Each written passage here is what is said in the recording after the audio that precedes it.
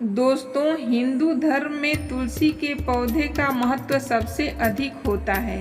सबसे पहले इसकी पूजा श्री हरि विष्णु जी ने की थी। पृथ्वी लोक पर जिस जगह तुलसी का पौधा होता है वहाँ बहुत ज़्यादा पवित्रता होती है।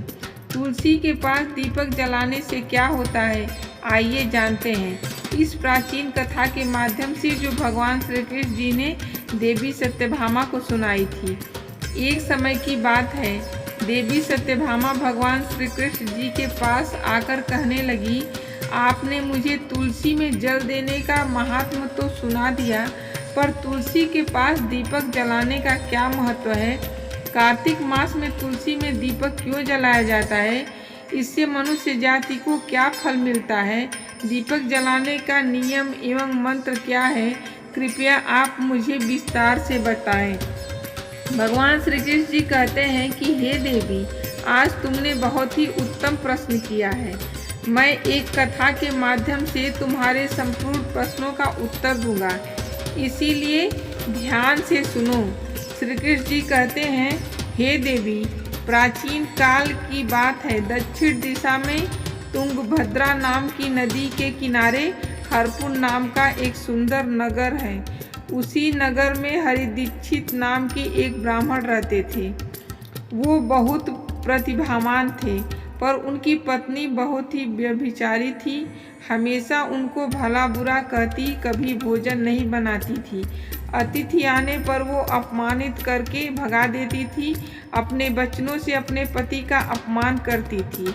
वो हमेशा ब्राह्मण के साथ अपशब्दों का प्रयोग करती और कहती कि तुम्हारे साथ विवाह करके मेरी जिंदगी नष्ट हो गई।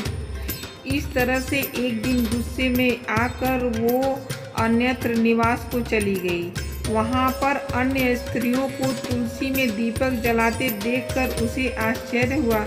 फिर वहाँ पर निवास करने वाले एक ब्राह्मण से उसने पूछा कि यह कौन सा पौधा है?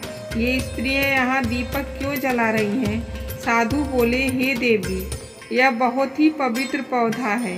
इस पवित्र पौधे के पास दीपक जलाने से समस्त पाप नष्ट हो जाते हैं।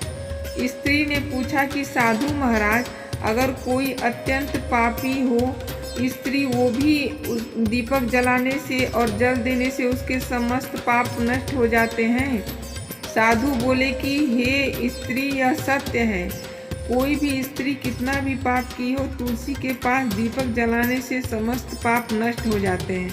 यह सुनकर वह स्त्री भी रोज तुलसी के पास दीपक जलाने लगी और पूजा करने लगी। एक दिन दीपक जलाते समय उसे हृदयाघात हो गया और वह वहीं मृत्यु को प्राप्त हो गई। फिर यमराज के दूत उसे लेने आए और उसे लेकर जाने लगे। तभी वहाँ भगवान विष्णु के दो दूत आए। उनके शरीर में तेज प्रकाश निकल रहा था। उन्होंने यमराज को रोक दिया और बोले कि इसे नरक मत ले जाओ। यमराज के दूत बोले, यह बहुत पापिनी स्त्री है। तो विष्णु जी के दूतों ने कहा, नहीं, इसका एक बहुत बड़ा पुण्य है कि यह तुलसी के पास दीपक जलाती थी। तुलसी भगवान विष्णु को बहुत प्रिय है और मनुष्य जो भी तुलसी में दीपक जलाता है वो विष्णु भगवान का प्रिय हो जाता है।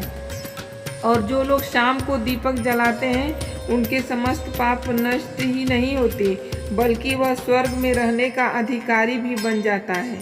और इस स्त्री ने तो इतने दिनों से तुलसी में दीपक जलाया है और पूजा की है। यह नरक में जाने योग्य नहीं है। यह स्त्री दीपक की लौ में अपने सारे पापों को जला चुकी है। फिर भगवान विष्णु के दूत उसे रथ पर बिठाकर अपने साथ स्वर्ग ले गए। श्री कृष्ण जी कहते हैं कि हे सत्यभामा, इस तरह सिर्फ शाम को दीपक जलाने मात्र से सभी पाप नष्ट हो जाते हैं और उस स्त्री को सुख और समृद्धि की प्राप्त होती है। तुलसी में दीपक जलाते समय भगवान विष्णु को याद करके और मंत्र बोलना चाहिए और विष्णु जी की पूजा करनी चाहिए। हजारों घड़े अमृत के नहलाने पर भी भगवान को उतनी तृप्ति नहीं मिलती है जितना कि मनुष्य द्वारा तुलसी का एक पत्ता चढ़ाने से मिलती है। 10,000 गोदान से भी जो फल प्राप्त होता है वही फल तुलसी के एक पत्र दान करने से मिलता है। जो मृत्यु के समय अपने मुख में तुलसी जल पा जाता है वो समस्त पापों से मुक्त होकर स्वर्ग धाम को चला जाता है। तुलसी के पास दीपक जलाने से उसके प्रकाश से नकारात्मकता शक्तियाँ नष्ट हो जाती हैं और सकारात्मकता का संचार होता है। तुलसी के पास दीपक सूर्यास्त के समय जलाकर ओम नमो भगवते वासुदेवाय नमः का जाप करना चाहिए। तुलसी के पास घी या तिल के तेल का दीपक जलाने से 7 जन्मों का पुण्य मिलता है। तो इस प्रकार श्री कृष्ण जी ने तुलसी के पास दीपक जलाने से क्या फल मिलता है इसके बारे में सत्यभामा को पूरे विस्तार से बताया। तो दोस्तों, अगर आप लोगों को भी ये वीडियो पसंद आया है, नए हो तो सब्सक्राइब कर लीजिएगा प्लीज़, और लाइक और कमेंट भी दे दीजिएगा। बहुत बहुत धन्यवाद।